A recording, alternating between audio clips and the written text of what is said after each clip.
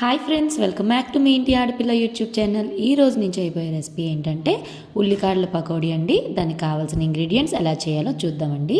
ఉల్లికాడలు, ఫైన్గా చాప్ చేసుకున్న ఆనియన్స్, శనగపిండి, బియ్యం పిండి, సాల్ట్, పసుపు, కారం, టేస్టింగ్ సోడా, పచ్చిమిర్చి, అల్లం, కొత్తిమీర, కరివేపాకు.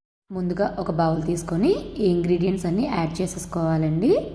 మీరు ఎన్ని ఉల్లికాడలు తీసుకున్నారో దానికి తగినంత ఇంగ్రీడియంట్స్ అయితేనే తీసేసుకోవాలి.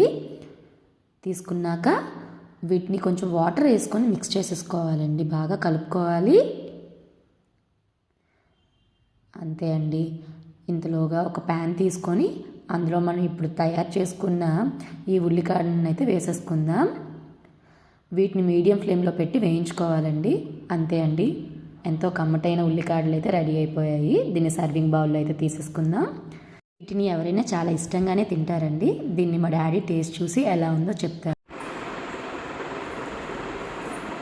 సూపర్, చాలా బాగుంది. మీకు కనుక నా వీడియో నచ్చినట్టుగా అయితే please like, share, subscribe my channel మీ ఇంటి ఆడపిల్ల. Thank you for watching.